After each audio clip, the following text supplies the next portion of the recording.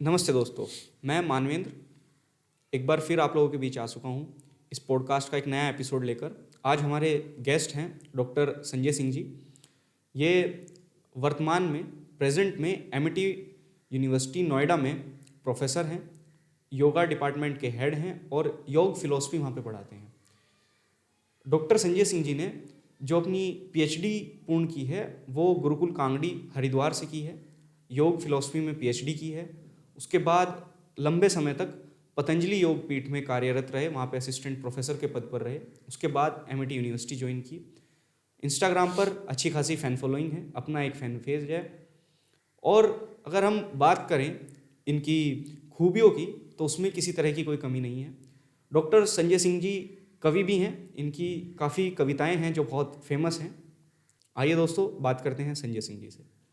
कैसे हैं भैया आप? मैं अच्छा हूँ, आप बताइए आप कैसे हैं? मैं बहुत अच्छा हूँ। तो पहले तो बहुत बहुत धन्यवाद समय देने के लिए।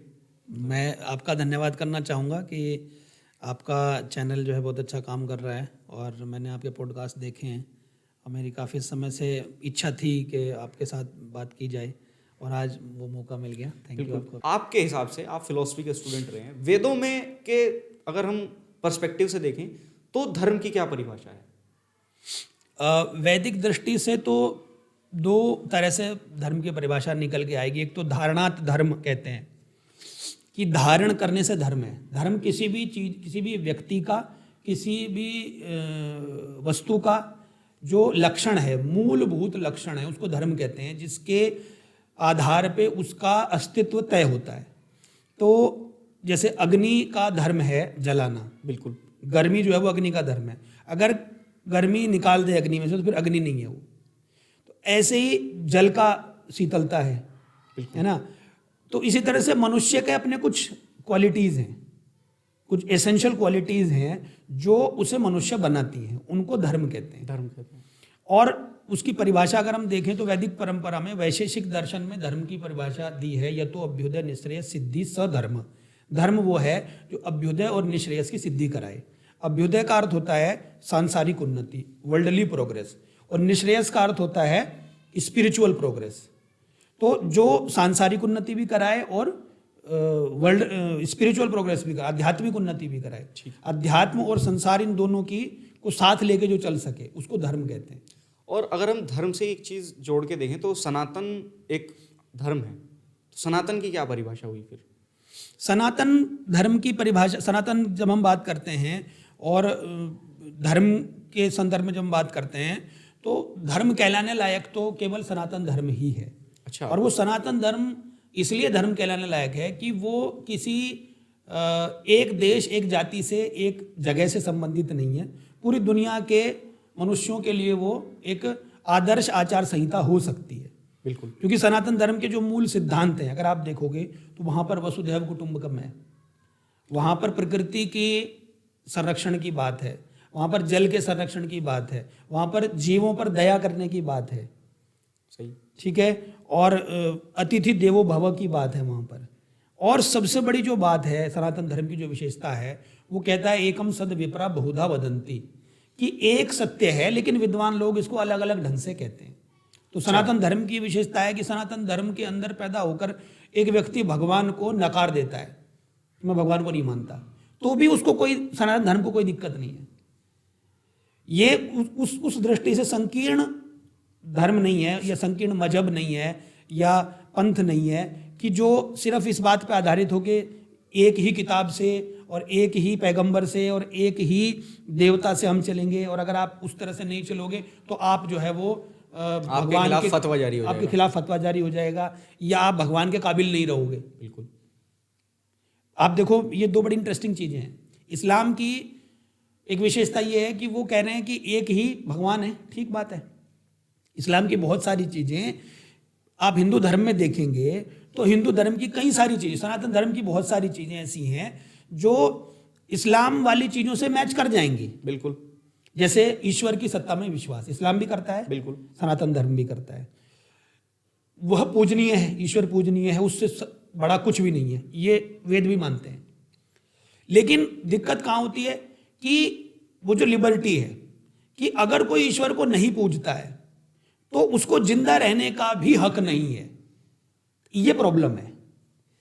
आप अगर इस्लाम एक मजहब के तौर पर, एक पूजा पद्धति के तौर पर भारत में है या दुनिया में जहां जहां भी है, तो उसमें क्या दिक्कत है? कोई दिक्कत नहीं है। आप अलग ढंग से भगवान को मानते हो, हम अलग ढंग से मानते हैं। बिल्कुल। लेकिन आप ये कहते हो कि जिस तरह से हम मान रहे हैं वैसे ही आप भी मानो, तो गलत, गड़बड़ है।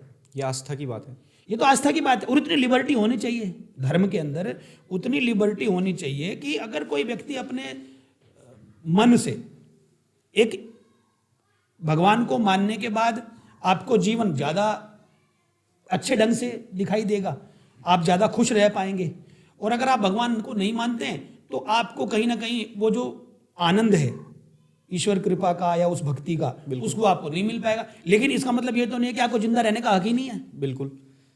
इसमें एक और सवाल उठ के आता है, मतलब अगर हम आज के पर्सपेक्टिव से उसे देखें कि मंदिरों में या हम कहें कि मस्जिदों में मंदिरों की तलाश कितना सही है या कितनी गलत है आपके पर्सपेक्टिव से, आपकी?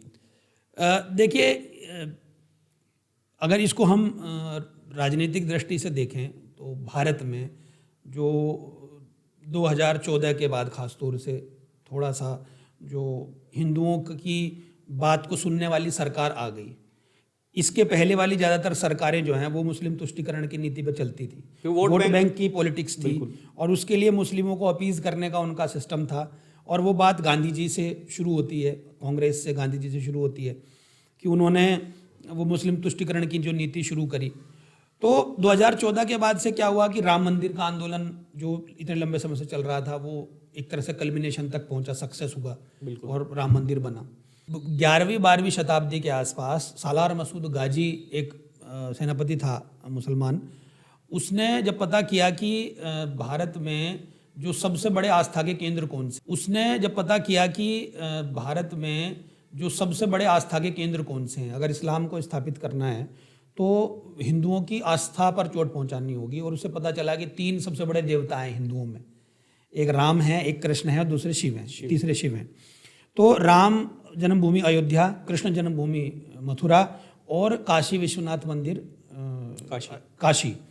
इन 3 स्थानों को अगर आपने ढा दिया या उसके ऊपर कब्जा कर लिया, उसके ऊपर मस्जिद बना दी, जैसे किसी सेनापति के मर जाने से, राजा के मर जाने से सेना हार जाती है, हार मान लेती है, ऐसे ये 3 सबसे बड़े स्थान हैं। अगर ये तुमने ध्वस्त कर दिए तो ये 3 स्थान ध्वस्त करने से हिंदू समाज का मोरल डाउन हो जाएगा और वो बहुत आसान है फिर यहाँ पर इस्लाम को फैलाना उस तरह से करके। तो इन्हीं 3 स्थानों पे उन्होंने, सालार मसूद गाजी ने और बाद के बहुत सारे आक्रांताओं ने इन 3 स्थानों पर ही कोशिश करी बार बार कि इनको किसी भी तरह से ओवरटेक किया जाए, इनको रौंदा जाए और इनके ऊपर मस्जिद बनाई जाए। और वो मस्जिद दिखती भी है कि वो नीचे से मंदिर है, ऊपर से मस्जिद है। शिवलिंग भी निकलते रहते हैं। शिवलिंग भी निकलते हैं। तो उस दृष्टि से जब ये हमारी आस्था के केंद्र हैं तो उनको वापस लेना निश्चित रूप से हिंदू धर्म के लिए एक बहुत महत्वपूर्ण बात है। बिल्कुल। जैसे राम जन्मभूमि मंदिर को वापस लेने में कोर्ट का सहारा लेके व्यापक जन आंदोलन करके वो मंदिर हमें वापस मिल गया, ऐसे ही काशी और मथुरा भी हमें वापस मिल जाएंगे। लेकिन एट द सेम टाइम अब हर एक जगह पे अगर हम मस्जिद के अंदर मंदिर ढूंढने लगेंगे तो एक कैओस क्रिएट हो जाएगा देश में। इस तरह से चीज़ें नहीं हो पाएंगी। उससे भी बड़ी एक और बात मैं आपको कह रहा हूँ, जो लोग हिंदू राष्ट्र बनाने की बात करते हैं, हिंदू धर्म के ठेकेदार हैं, हिंदू धर्म को बचाने की बात करते हैं, हिंदू राष्ट्र बनाने की बात करते हैं, वो दिन रात एक बात गा रहे हैं, दिन रात एक बात कहते हैं कि मुसलमानों की जनसंख्या बढ़ रही है, मुसलमानों की जनसंख्या बढ़ रही है। मैं उनसे पूछता हूँ कि आपकी जनसंख्या घट रही है, इसमें मुसलमानों का क्या रोल है? बिल्कुल। मुसलमानों की जनसंख्या बढ़ रही है, इसमें मुसलमानों का रोल है, लेकिन आप क्यों घटा रहे हो अपनी? आपको पता है लोकतंत्र में वोट की कीमत है, तो जो यूथ है हमारा या जो हमारे जो समझदार लोग हैं, जागरूक लोग हैं, वो अपनी जनसंख्या को घटाते क्यों चले जा रहे हैं? आज से 20-30 साल पहले, 40 साल पहले तक हिंदुओं में 4, 5, 6 बच्चे होना बहुत आम बात। बिल्कुल। तो एक बराबर का मुकाबला रहता था, तो शायद हम इतना संघर्ष कर भी पाए। कि जब सामने जो है विधर्मी अगर आपकी पूरी एथनिक क्लींजिंग करने के चक्कर में हो, धर्म के नाम पर आपका नरसंहार करने के चक्कर में हो, तो मुकाबला करने के लिए बराबर के लोग खड़े हुए हैं, तो उतना आसान नहीं है। लेकिन आप क्या हो गया, पिछले 30-40 साल से अगर आप देखें और बहुत रिसेंटली में 20 साल से देखें कि हिंदू इतना आराम तलब हो गया है कि अगर उसको पहला बेटा लड़का हो गया तो दूसरा बच्चा पैदा नहीं करता। बिल्कुल। तो किस तरह से मुकाबला करोगे आप, किस तरह से आप देखोगे कि वोट, ना तो आपके पास वोट है ना आपके पास लाठी है, तो आपका हाल तो वो होना ही है। फिर तो हिंदू राष्ट्र क्या सिर्फ मुसलमानों को दोष देने से बन जाएगा? हमें अपनी जिम्मेदारी भी पहचाननी होगी, हमें अपनी कमियां भी देखनी होंगी। तो आज जो लोग हिंदू राष्ट्र के नाम पर, ये जो मंदिर मस्जिद में मंदिर ढूंढने वाली बात है, आज जो लोग हिंदू राष्ट्र के नाम पर, हिंदुत्व के नाम पर मस्जिदों में मंदिर तलाश कर रहे हैं, उनसे पूछना चाह रहा हूं कि अगर किसी मुस्लिम आबादी में कोई मंदिर है, मुस्लिम घनी आबादी में मंदिर है, उसे वापस लेके भी क्या कर लोगे तुम? बिल्कुल। उसको कौन देखभाल करेगा? उसमें पुजारी चाहिए, उसकी डेली उसकी देखभाल करनी पड़ेगी। मैं तो ये कहना चाहता हूं, एक बड़ी बात कह रहा हूं कि जो तुम्हारे मंदिर आज सुरक्षित है ना, जो मस्जिद नहीं बने हैं, उन्हें बचा लो तुम, ये भी बहुत बड़ी बात होगी। क्योंकि जैसे तुम्हारे हाल हैं, जैसे हाल हैं हिंदुओं के, इन हाल में तुम्हारे जो अभी मंदिर है ना, वो भी नहीं बचेंगे। ये जो मस्जिदों के नीचे से निकालने की तो अभी जरूरत नहीं है, ये तो 4th गियर है ये हिंदुओं में। और खासतौर से ज्यादा जो जोश में आ जाते लोग, उनकी ये प्रॉब्लम है कि गाड़ी को 3rd गियर में स्टार्ट कर रहे हैं। वो गाड़ी स्टार्ट करते ही 3rd गियर लगा रहे हैं। ये 3rd गियर 4th गियर का काम है, अभी पहला गियर लगाओ। जो तुम्हारे अपने मंदिर हैं उन्हें बचाओ, अपनी जनसंख्या को मजबूत करो, वोट शेयर अपना बढ़ाओ। और वोट शेयर कब बढ़ेगा? जब एक हिंदू के पास कम से कम 3-4 बच्चे होंगे। और जो लोग बहाना ले रहे हैं आर्थिक स्थिति का, बोले आर्थिक स्थिति ठीक नहीं है, तो आर्थिक स्थिति की तो ऐसी स्थिति है कि अगर आप चाहे स्वर्ण कास्ट के हों, जनरल कास्ट के हों, चाहे आप किसी भी कास्ट के हों, अगर आपकी आर्थिक स्थिति ठीक नहीं है तो आपको वो सारी सुविधाएं मिल जाएंगी जो बाकी जातियों को मिल रही हैं। जो BPL कार्ड है, जो आयुष्मान भारत योजना है, फ्री शिक्षा है, जितनी सब चीज़ें हैं। तो एजुकेशन तो आजकल बहुत सस्ती है, और जितने ज़्यादा तुम्हारे बच्चे होंगे वो तुम्हारे लिए एसेट ही साबित होंगे, क्योंकि तुम्हारे पास बांटने के लिए तो कुछ है नहीं। कुछ है नहीं, बिल्कुल। तो जो वो तो जितने होंगे वो सिक्योरिटी ही देंगे तुम्हें। तो मेरा कहने का मतलब ये है कि ये जो मस्जिदों के अंदर से मंदिर ढूंढने की प्रक्रिया है, ये बहुत वाद की है। इसे आज करके सिर्फ सिवाय केओस क्रिएट करने के और माहौल खराब करने के और कोई फायदा नहीं है। ये काम करना है 30 साल, 40-50 साल के बाद, जब आज की जनसंख्या उस लेवल पे पहुंचे, उस लेवल पे पहुंचे, आप इस स्थिति में हो कि आप उनको सड़क पे उनका मुकाबला कर सकें। जैसे गांव में होता है कि जिसका परिवार बड़ा है उससे लोग थोड़ा झिझकते हैं उसके साथ टकराने में। बिल्कुल। तो ये मस्जिद के अंदर से मंदिर निकालने वाली या ढूंढने वाली जो बात है, इस सेंस में मुझे लगता है कि अभी इसकी जरूरत नहीं है। ये कुछ लोग सस्ती पॉपुलैरिटी के लिए कर रहे हैं। बल्कि आपने सुना होगा भागवत जी का बयान आया, उसमें भागवत जी ने कहा कि ये ठीक नहीं है, तो कुछ लोग भागवत जी के ऊपर डंडा लेके चढ़ गए, बोले उन्होंने ऐसा कैसे कहा, वो हिंदुओं के ठेकेदार नहीं है। अरे वो ठेकेदार नहीं ना, वो लॉजिकल बात कर रहा आदमी। वो कह रहे हैं कि वो तो जनसंख्या पे बात करते हैं, बिल्कुल जनसंख्या पे भी उन्होंने कहा कि कम से कम 3 या 4 बच्चे होने चाहिए। भागवत जी से पहले आदरणीय सुदर्शन जी थे, जो संघ के प्रमुख थे, माननीय केसी सुदर्शन, कुपसी सुदर्शन जी। सुदर्शन जी के भी मैंने कई भाषण सुने, उन्होंने भी ये कहा कि जो माता 4 बेटों को जन्म दे तो उसको पुरस्कार देना चाहिए।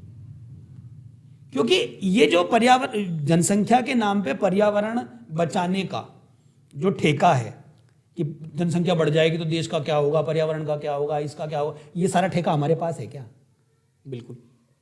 ये दूसरी कम्युनिटी तो नहीं सोचती उसके बारे में, तो तुम क्यों सोच रहे हो इतना? अगर कोई सामने वाला आतंक पे उतर जाए, सर्वनाश पे उतर जाए, तो उसका मुकाबला अच्छाई से नहीं हो सकता। भीड़ का मुकाबला है भीड़, भीड़ का जवाब है भीड़। आपको जान के आश्चर्य होगा, महाराणा प्रताप की 11 शादियां थी। महाराणा प्रताप की जो रानियां थी, 11 रानियां थी महाराणा प्रताप की। अगर कोई फेमिनिस्ट आदमी महाराणा प्रताप का जीवन देखे तो वो तो उनको विलेन बना देगा। लेकिन वो 11 रानियां क्यों थी? वो 11 रानियां इसलिए थी क्योंकि संतान चाहिए। तो एक से कई बार नहीं होता। हालांकि इसका एक दूसरा मीनिंग को ये भी निकाल लेगा कि आप ये चाह रहे हैं कि हिंदुओं में भी ज़्यादा शादियाँ हों। पहले होती थी बिल्कुल, और अभी भी होती हैं, हो सकती हैं, लेकिन अभी वो एक योजनाबद्ध तरीके से हिंदू कोड बिल के तहत हिंदुओं की जनसंख्या घटाने के लिए, क्योंकि उसमें लीगल पहलू आ जाता है फिर। बिल्कुल, तो अगर कोई चाहे भी तो नहीं कर सकता। और दूसरी शादी ज्यादातर लोग पनिशेबल ऑफेंस है आपके लिए। पनिशेबल ऑफेंस है। दूसरी शादी ज्यादातर लोग इसलिए करते थे कि संतान के लिए। तो पहले जो राजा थे हमारे, जो जिन्होंने संघर्ष किया है, वो कहीं ना कहीं जनसंख्या के आधार पे ही कर पाए। अच्छा, एक और चीज़ है, अगर हम मंदिर मस्जिद की बात करें, ताजमहल बहुत कंट्रोवर्सीज में है। तो क्या ताजमहल ताजो महल है या मंदिर है या मस्जिद है, क्या स्थिति रह सकती है? मतलब इस विषय पर ये विवादास्पद है। वैसे तो मैंने कभी अपने व्यक्तिगत रूप से फिजिकली ताजमहल भी नहीं देखा, मैंने गया नहीं कभी आगरा। और लेकिन मैंने किताब पढ़ी है डॉक्टर पुरुषोत्तम नागेश ओक करके, PN ओक। अच्छा, वो एक बड़े इतिहासकार हैं भारत के, और लोगों को पढ़ना चाहिए उनको, जो भी ये पॉडकास्ट देख रहे हैं।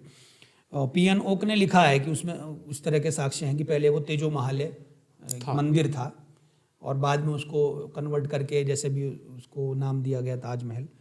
तो मे भी हो सकता है।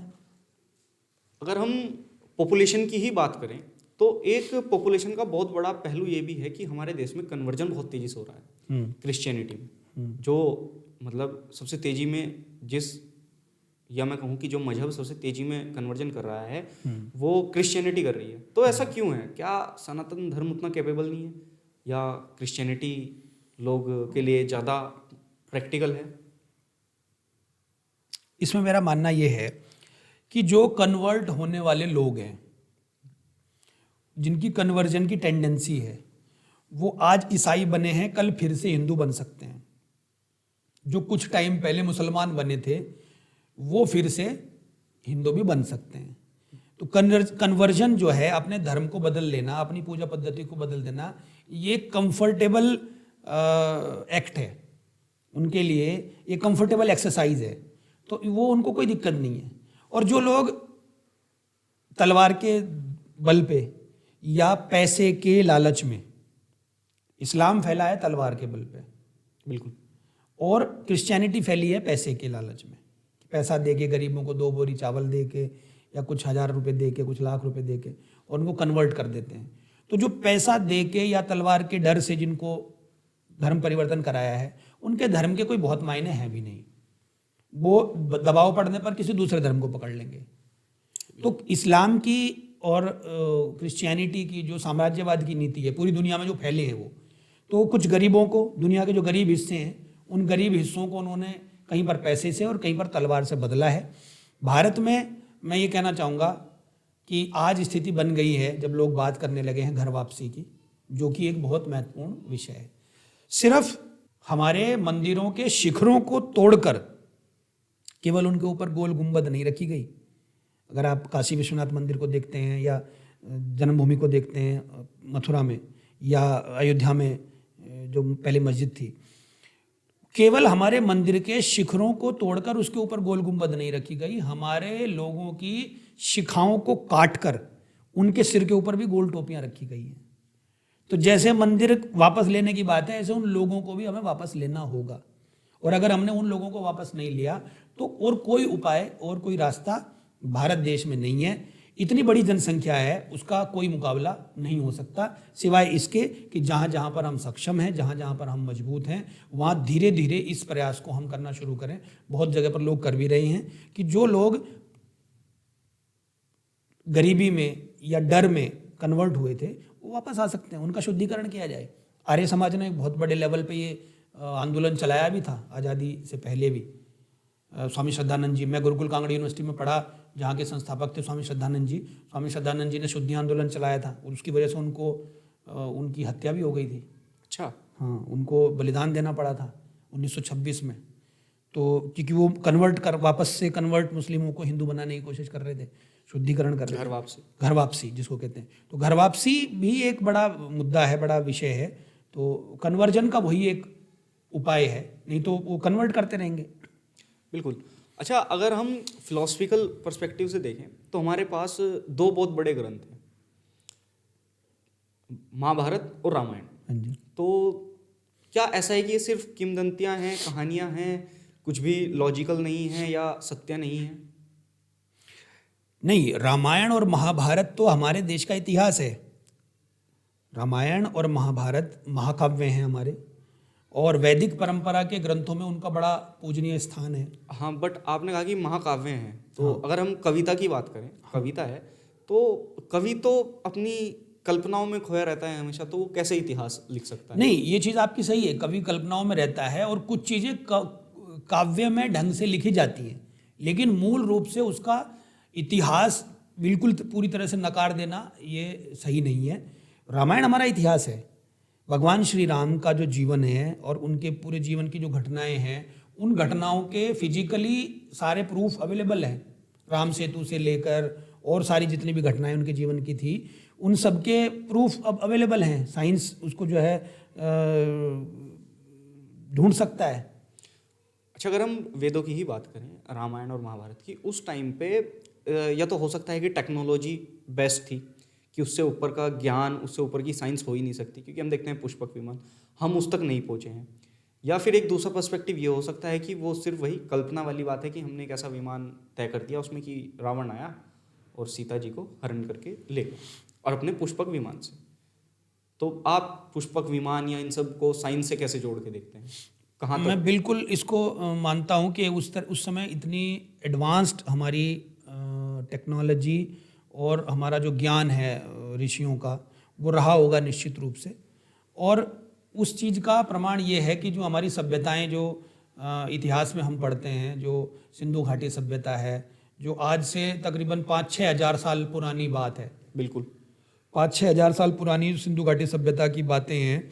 वहाँ पर जो भवनों की जो भवन कला है, शिल्प कला है, भवन निर्माण शैली ड्रेनेज है, सिस्टम जो है उनका, ड्रेनेज सिस्टम और है। अगर हम उनके शहर की बनावट देखें तो हर गली 90 डिग्री पे, हाँ, तो उस टाइम पे 90 डिग्री, आज की गलियां 90 डिग्री पे नहीं, आज की रोड्स 90 डिग्री पे कर्व नहीं वहाँ होती है, अटैच लैट्रिन बाथरूम वाले बिल्कुल कमरे देखने को मिलते हैं।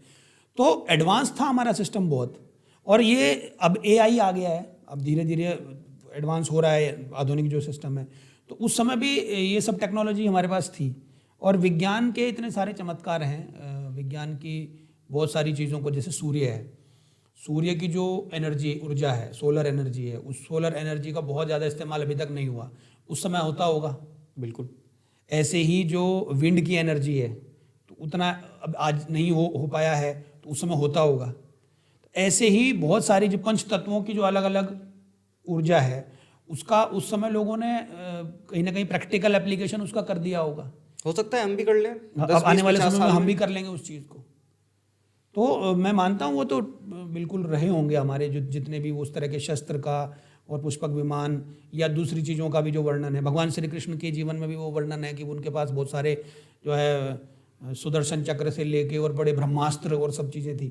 तो लोग ऐसा आइडिया लगाते हैं कि वो ब्रह्मास्त्र जो है वो हो सकता है एटम बम हो, उस समय भी बनाते होंगे एटम बम।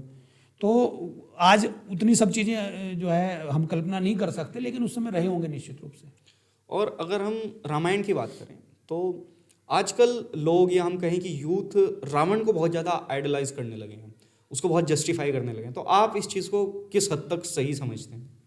सही तो किसी भी हद तक नहीं है, लेकिन ये क्यों हो रहा है उसके बारे में मैं कह सकता हूँ कि वेस्टर्न इन्फ्लुएंस में आप कह लीजिए, या भारत में ही जो लेफ्टिस्ट इन्फ्लुएंस आप उसको कह लीजिए, कम्युनिज्म के इन्फ्लुएंस में कह लीजिए, और जो भारत की मूल संस्कृति है, वैदिक संस्कृति,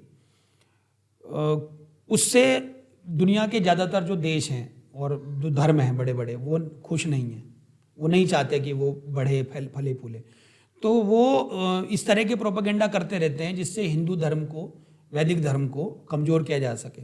और इस तरह की चीज़ें निकाल के लेके आते रहते हैं कि जो भारत में जहाँ पर भी फॉल्ट लाइन है, जैसे दलित फॉल्ट लाइन है मान लो, कैसे?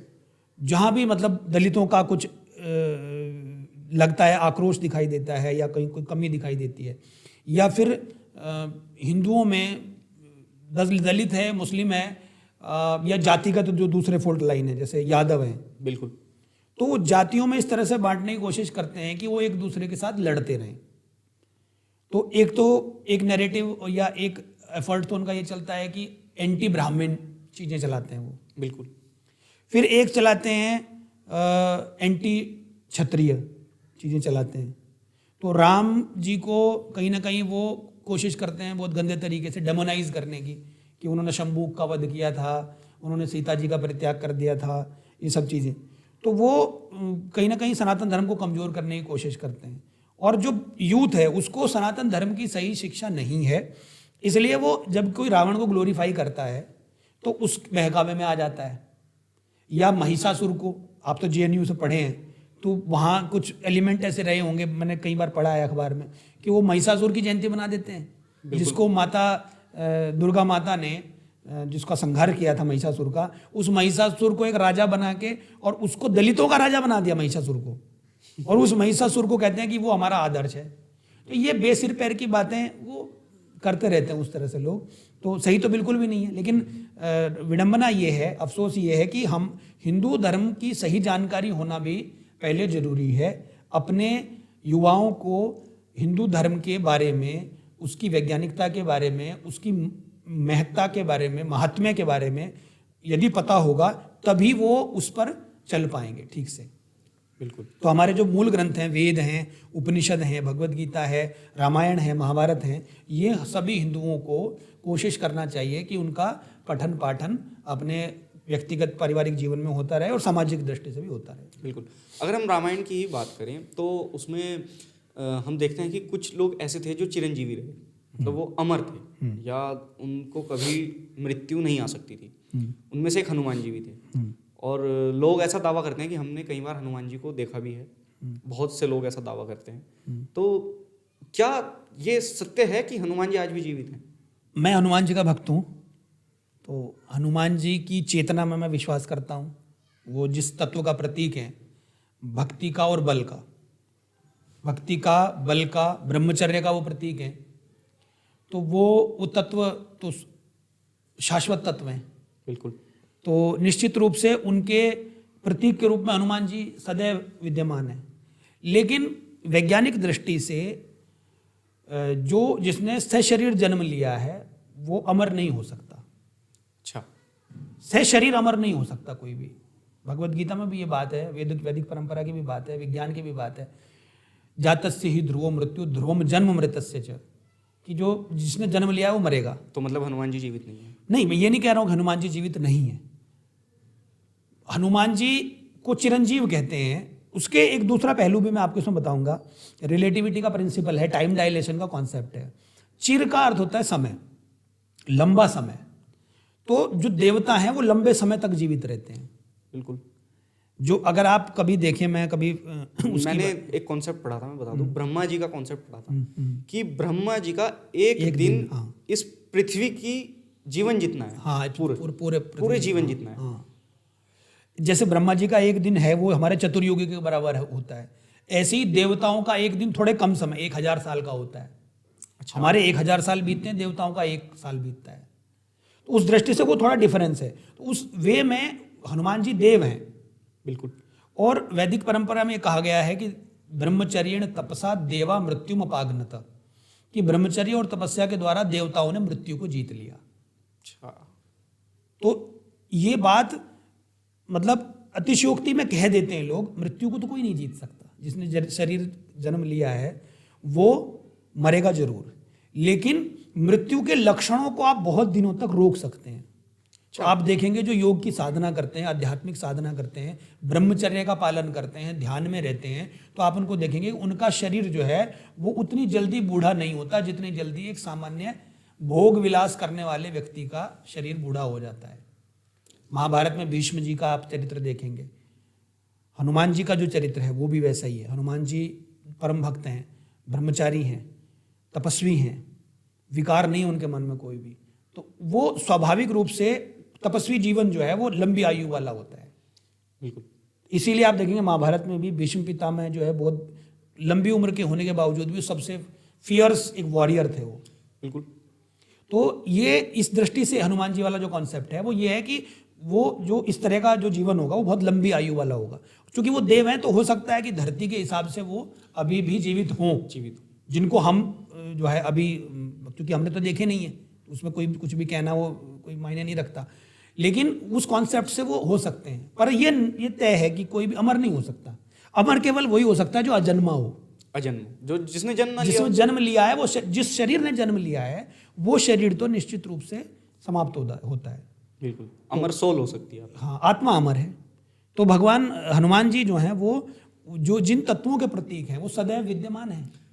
तो वो उनके रूप में देखते हैं हम, तो वहाँ उस पोर्टल से हम रिसीव करते हैं। जैसे आप देखेंगे लाइट है, तो लाइट तो तारों में है, सब जगह है, बिल्कुल, लेकिन हम डायरेक्ट तार को तो नहीं पकड़ते, हम तो प्लग में उसको स्विच लगाते हैं, तो वहाँ से उसको लेते हैं। तो वो कहीं ना कहीं एक प्रतीक बन जाते हैं, जो जिस हनुमान जी की बात हम कर रहे हैं। अच्छा, महाभारत में कुछ कैरेक्टर्स ऐसे थे या कुछ व्यक्तित्व वाले लोग ऐसे थे जो बहुत कंट्रोवर्शियल रहे। कर्ण और भीष्म पितामह और भी बहुत थे। अगर मैं भीष्म पितामह की बात करूं, जैसे अभी आपने बताया, तो आप कहाँ तक भीष्म पितामह को सही मानते हैं महाभारत के से? भीष्म पितामह बहुत चरित्रवान और बहुत पराक्रमी पितृभक्त एक व्यक्ति थे। भीष्म का जो कैरेक्टर है वो बड़ा अद्भुत कैरेक्टर है। मतलब वो आप केवल भीष्म के पॉइंट ऑफ व्यू से अगर आप महाभारत देखेंगे तो आप मतलब उससे बहुत जल्दी कनेक्ट हो जाएंगे। वो इतना बेहतरीन कैरेक्टर है भीष्म का। हाँ, सबके लिए अपना सब कुछ दान कर दिया जा रहा है कि मतलब सब कुछ त्याग दिया जा रहा है, सब कुछ त्याग दे रहा है वो पिता के लिए। आज के जो युवा हैं वो माता पिता को घर से निकाल देते हैं, और उस व्यक्ति ने, उस कैरेक्टर ने अपने पिता के लिए सब कुछ ही त्याग दिया। सब कुछ त्याग, राजपाट जिसके लिए लोग लड़के मर जा रहे हैं, सगे भाई को मार दे रहे हैं, अपने पिता को मार दे रहे हैं, और त्याग दिया वो सब। आप देखो कि वो 8 पुत्र थे शांतनु के, और 7 पुत्रों को उनकी माता ने गंगा में बहा दिया था, और 8वां पुत्र था। तो ये बड़ी मार्मिक कहानी है। मतलब वेद व्यास जी ने जब महाभारत लिखी है तो उसमें इतिहास और वो जो उनकी काव्य प्रतिभा है उन दोनों का संगम है। तो 7 पुत्रों को बहा दिया तो इंसान फेडअप हो जाता है एक चीज़ से। शांतनु परेशान हो गए जब, तो उन्होंने कहा कि बस बहुत हो गया, अब और ज़्यादा मैं बर्दाश्त नहीं कर सकता, मेरा एक बेटा तो मुझे दे ही दो कम से कम। तो उन्होंने वचन लिया हुआ था गंगा ने, मैं चली जाऊंगी, वापस चली जाऊंगी। तो वो भीष्म को देवव्रत को उन्हें दे देते हैं, वो वापस चली जाती हैं। फिर देवव्रत 18 साल का होकर वापस आता है, और जब वो वापस आता है तो देवव्रत का अपने फादर के साथ जो रिलेशन है वो बहुत ही प्यारा रिलेशन है। और वो मतलब वो शांतनु के लिए एक ऐसी चीज़ थी कि वो उससे बड़ा सौभाग्य क्या होगा कि देवव्रत जैसा उनका पुत्र था, भीष्म जैसा। और वो वस्तुतः तो अर्ध देवता था, वो अंग्रेजी में उसको डेमी गॉड बोलते हैं। डेमी गॉड, तो डेमी गॉड था वो, वसु था, 8 वसु थे, उनमें से एक था वो। और बड़ा अद्भुत चरित्र था। पिता की सुख के लिए, पिता के मन को खुश रखने के लिए, उनकी शादी कराने के लिए उसने अपने आप ब्रह्मचर्य का पालन कर लिया, व्रत ले लिया, और फिर जीवन भर रक्षा करते रहे उस सिंहासन की जिसके लिए व्रत लिया था। तो वो तो बहुत तपस्वी, बहुत उज्जवल चरित्र के व्यक्ति थे। इसलिए भगवान श्री कृष्ण ने भीष्म की बड़ी प्रशंसा करी है बहुत स्थानों पे, और प्रशंसनीय हैं भी। लेकिन इंसान के जीवन में कुछ चीज़ें जो हैं वो अनप्रेडिक्टेबल होती हैं, कुछ घटनाएं ऐसी हो जाती हैं कि वो इंसान उसमें कुछ नहीं कर पाता, क्योंकि मनुष्य रूप में नियति होती है किसी चीज़ की। तो दुर्योधन का जो कैरेक्टर था, वो दुर्योधन के चरित्र के कारण, दुर्योधन के कारण उनको सबको बदनाम होना पड़ गया, भीष्म को भी, कर्ण को भी, द्रोण को भी। अच्छा, अगर हम दुर्योधन का ही कैरेक्टर देखें तो मतलब दुर्योधन बचपन से ऐसा नहीं था, वो तो शकुनी ने ऐसा चाल चली और ऐसा बना दिया गया। तो क्या ये चीज़ जस्टिफाइड है कि कोई इंसान किसी का ब्रेन वॉश इतने अच्छे तरीके से कर सकता है कि वो आदमी अपना नाम तक बदल ले, सूर्योधन से दुर्योधन रख ले? नहीं, दोनों बातें होती हैं, ब्रेन वॉश से भी होता है और पहले से वहाँ पर एलिमेंट्स मौजूद होते हैं, सीड्स होते हैं। दुर्योधन के बारे में ये था कि वो बचपन से ईर्ष्या रखता था अपने भाइयों से। हाँ, और वो बचपन में भी उसने मारने की कोशिश करी थी उनको। अच्छा, महाभारती कहानी में भी आता है। तो वो एक तरह से अहंकार का प्रतीक था। अर्जुन में और दुर्योधन में यही अंतर था। अर्जुन जो है वो एक आदर्श विद्यार्थी है, आदर्श एक मित्र है, आदर्श भाई है। बट मित्रता की हम जहाँ पे भी बात करते हैं वहाँ हम कर्ण और दुर्योधन की बात करते हैं। वो केवल कर्ण की तरफ से है, दुर्योधन का कोई ऐसा बहुत बड़ा रोल नहीं है उसमें। आदर्श मित्र तो कर्ण है।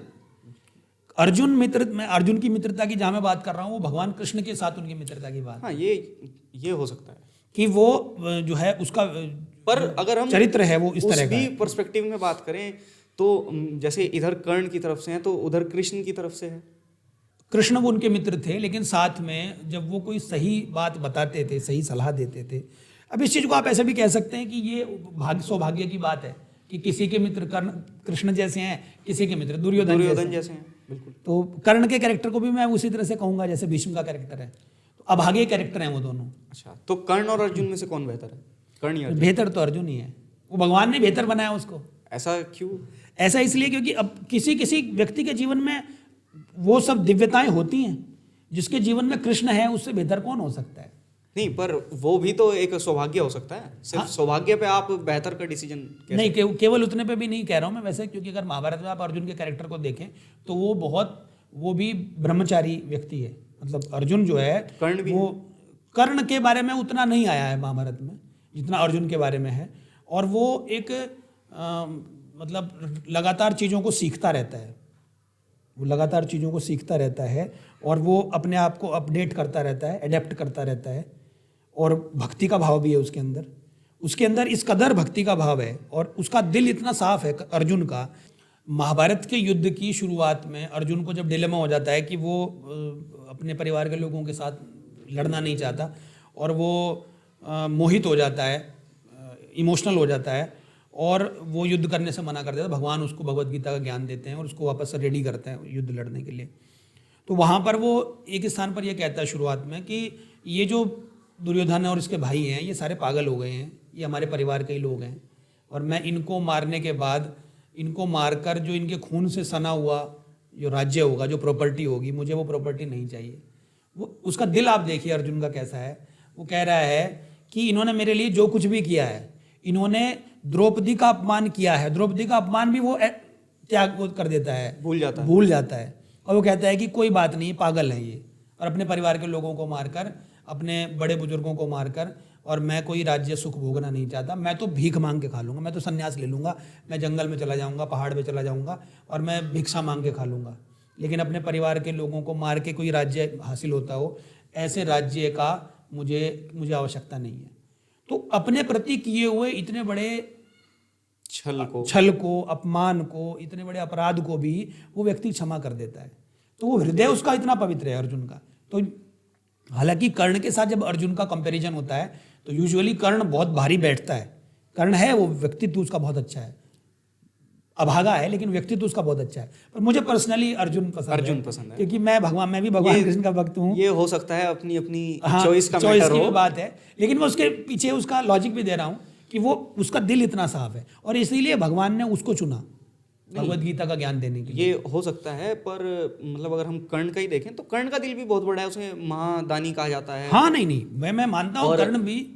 श्री कृष्ण स्वयं परीक्षा ले रहे हैं और वो हर परीक्षा में सफल हो रहा है कि मरते टाइम भी डिमांड की जा रही है और वो अपना दांत तोड़ कर दे देता है। तो ये भी बहुत बड़ी एक दिल, तो वहाँ पे भी अगर हम देखें बहुत बड़ा बिल्कुल उस जो कर्ण के जो जितने सारे गुण हैं जिनकी प्रशंसा भगवान ने भी करी है, दानवीरता का, सहनशीलता का, पराक्रम का, तो उस पर तो उसकी प्रशंसा होती है। कर्ण के ऊपर रामधारी सिंह दिनकर जी ने पूरी एक कविता खंड काव्य लिख दिया और वो रश्मि रथी इतना प्रसिद्ध हो गया वो।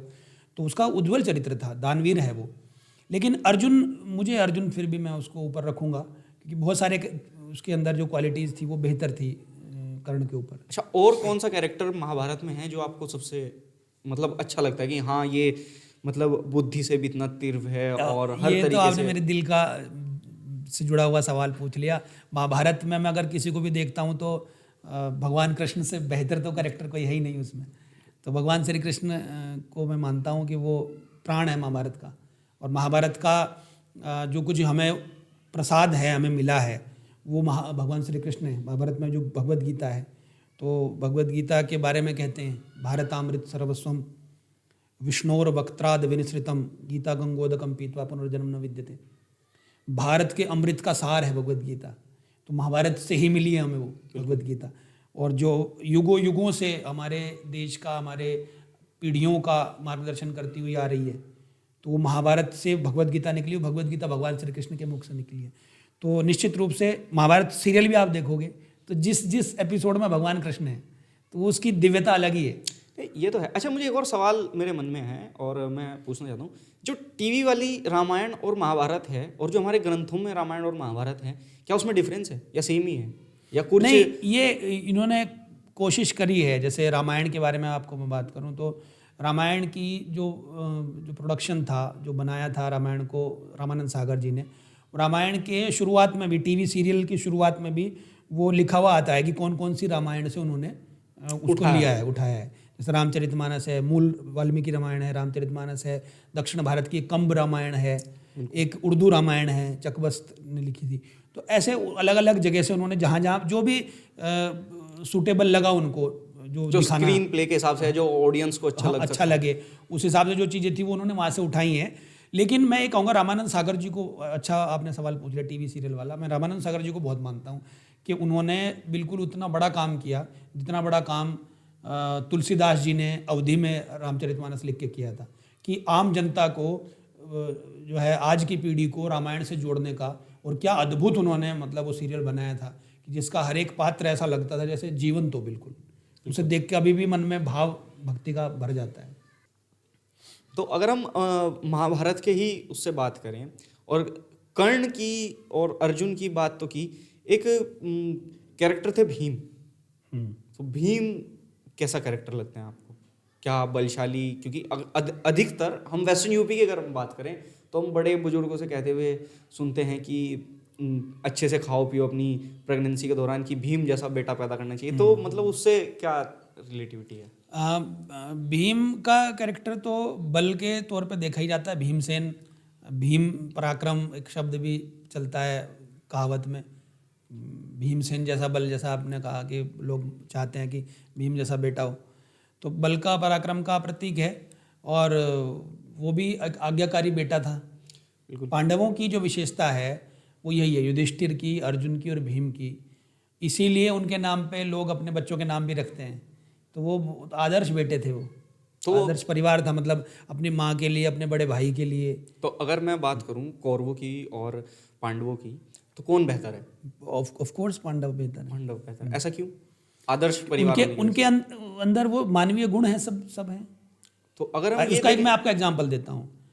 दुर्योधन पांडवों को पसंद नहीं करता है और उनको मारने की बार बार कोशिश करता है, उनका अपमान भी करता है, छल से, बल से, कैसे भी करके उनको वो चाहता ही नहीं कि फले फूलें। और पांडवों की हृदय की विशालता एक उदाहरण से पता चलती है कि एक बार दुर्योधन का गंधर्वों के साथ युद्ध हो गया। दुर्योधन की आदत थी ये व्यभिचार की और ऐसे इधर उधर जाने की। तो वो कहीं जंगल में शिकार खेलते हुए किसी जगह पर, किसी झरने के नीचे कोई गंधर्व थे। मतलब गंधर्व जो है वो देवताओं से थोड़ी सी नीचे कैटेगरी में होते हैं, तो लेकिन वो भी एक बड़ी स्पीसीज मानी जाती है उस पौराणिक काल में। तो वहाँ उनके एक कोई राजा था, उस राजा की स्त्रियाँ साथ में स्नान कर रही थी। तो दुर्योधन ने गलत तरीके से उनके साथ बिहेव करना शुरू किया, तो उन्होंने उसने अपने बंदी बना लिया। और बंदी बना लिया तो दुर्योधन ने अपने एक दूत को भेजा उसके पास, युधिष्ठिर के पास, कि जाओ जंगल में कहीं आसपास उनका डेरा है, उनसे बोलो कि दुर्योधन को ऐसे बंदी बना लिया। तो भीम और अर्जुन कह रहे हैं कि ये तो इन्होंने तो हमें इतना नुकसान पहुंचाया है, हमें मारने के उसमें रहते हैं और हम इनकी क्यों सपोर्ट करें।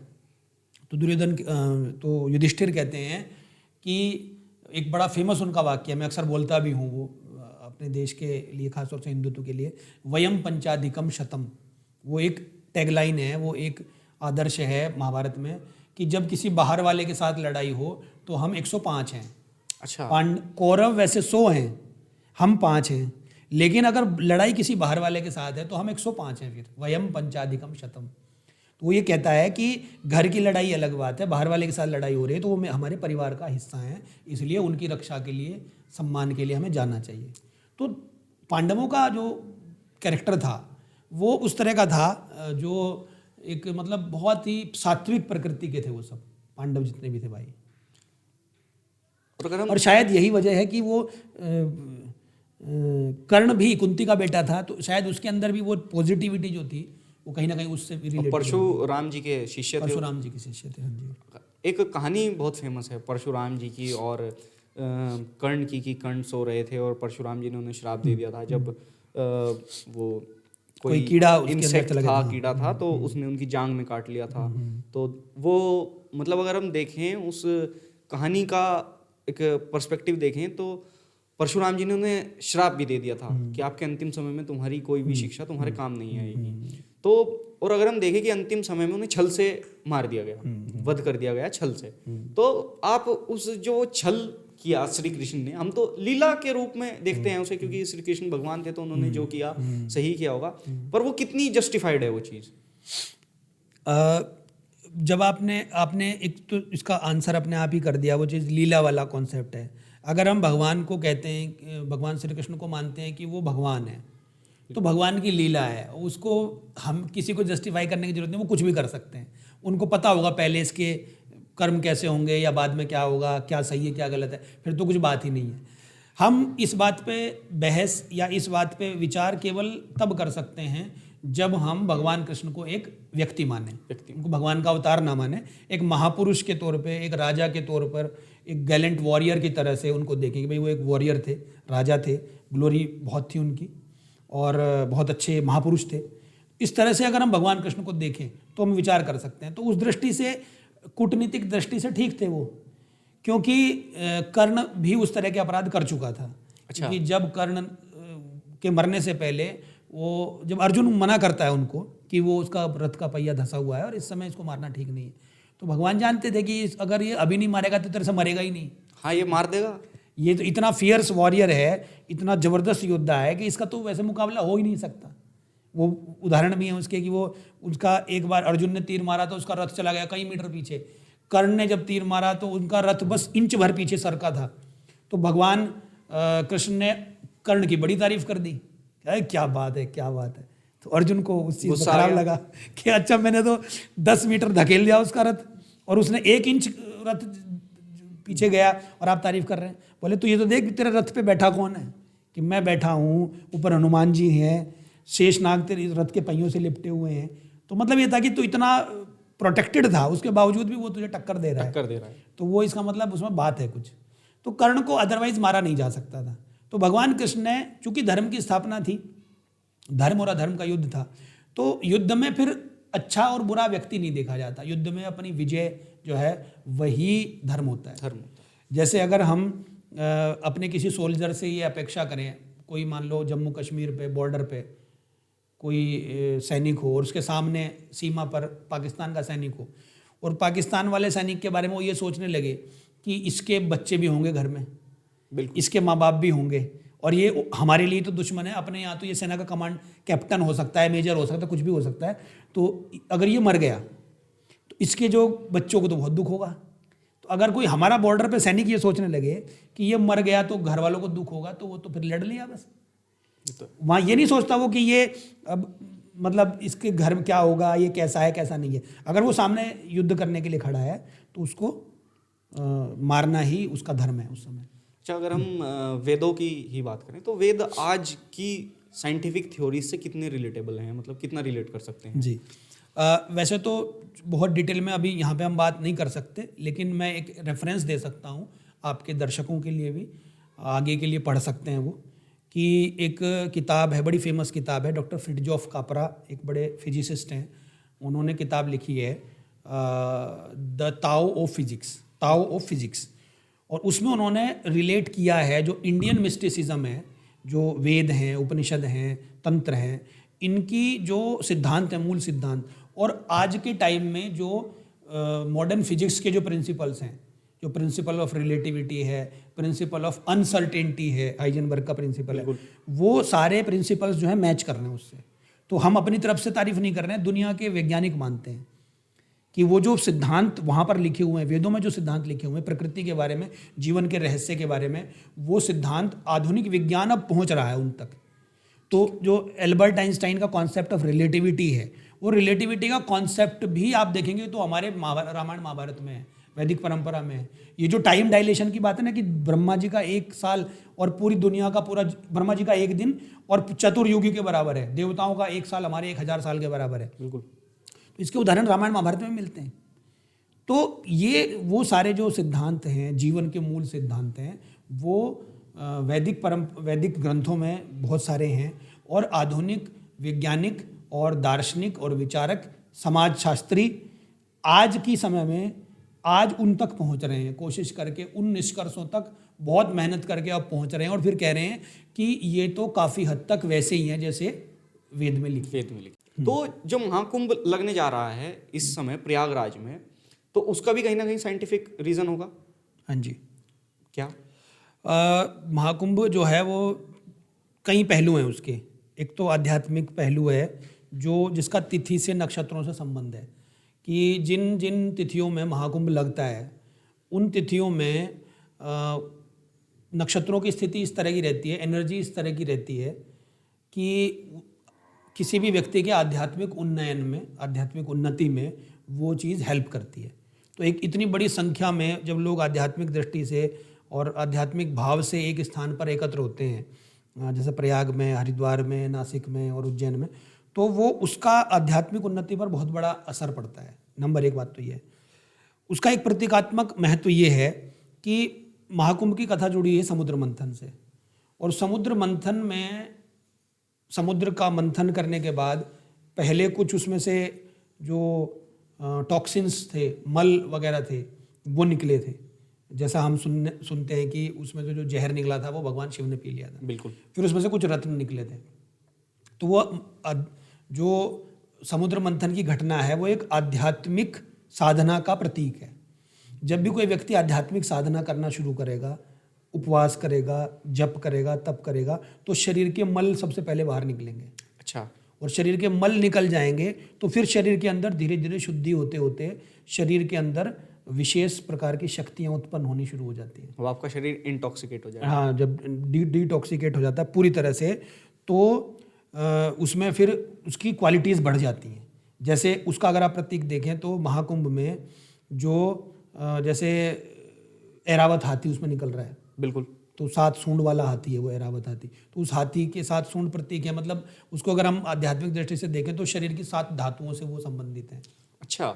हाँ, और उसमें फिर उच्च श्रवा नाम का घोड़ा है, फिर कोई रंभा नाम की अप्सरा है, फिर लक्ष्मी जी भी उसमें लक्ष्मी जी भी निकलती निकलती हैं। तो वो सारी की सारी चीज़ें इंसान के जीवन में, मनुष्य के जीवन में जो उसके शरीर की और उसके मन की जो ब्यूटी है या जो एक बेहतरी है, शुद्धता है, उसको दर्शाती है कि जब इंसान का शरीर शुद्ध होगा, मन शुद्ध होगा, तो उसके मन में बहुत जो है पवित्रता भी आ जाएगी और वो उसकी जो इच्छाएं हैं वो भी पूरी हो जाएंगी।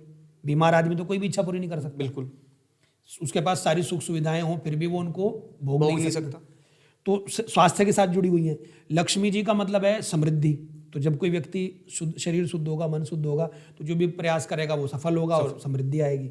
और फाइनली उसमें से मिलता है अमृत, और वो अमृत है प्रतीक आत्मज्ञान का। अच्छा।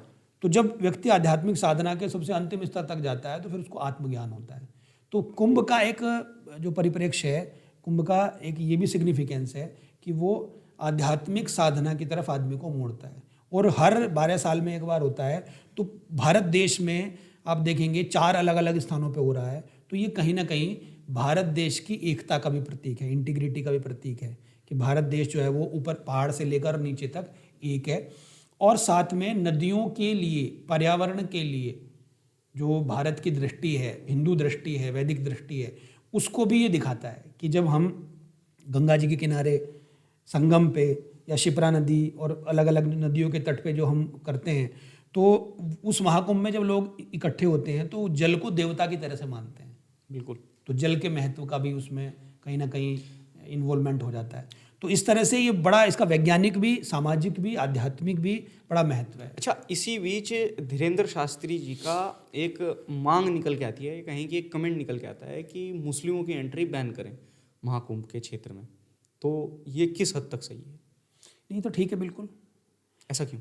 इसलिए कि वो अपने धार्मिक आयोजनों में क्या किसी तरह की छेड़छाड़ उनको बर्दाश्त होती है? नहीं होती उनको। तो हमारे धार्मिक आयोजन हैं, तो हमारे धार्मिक आयोजनों में जिस पवित्रता की आवश्यकता है, जिस मनोस्थिति की ज़रूरत है, शरीर और मन से जिस तरह की जो भाव हैं, जो जिनकी आवश्यकता है, जो उसके लिए रिक्वायर्ड है, तो किसी ऐसे व्यक्ति को जो मांस भक्षण करता हो या जिसके मन में अलग तरह के भाव हों, तो वो उस जो स्थान है उस स्थान की पवित्रता को कहीं ना कहीं खराब करता है। तो इसलिए अगर हम ये कह रहे हैं, हम हमेशा तो नहीं कहते कि इलाहाबाद में मुसलमानों का प्रवेश वर्जित है, प्रयागराज में मुसलमान एंट्री नहीं कर सकते, हमेशा तो नहीं कह रहे हैं, लेकिन जिस समय कुंभ हो रहा है उस समय वहाँ पर वर्जित होना, तो इसमें कोई बुराई नहीं है। वो भी तो अपने धार्मिक आयोजनों में वो कहाँ कोई एडल्ट्री बर्दाश्त करते हैं। वो जैसे उनका धर्म उन्हें प्रिय है, ऐसे ही हमारा धर्म हमें प्रिय है। तो हमारे लिए भी वो चीज़ें लागू होती हैं कि हम अपने पूरी पवित्रता के साथ उस धार्मिक अनुष्ठान का आयोजन कर सकें। ठीक है, तो मैं यहीं विराम देना चाहूँगा और मैं आज्ञा चाहूँगा।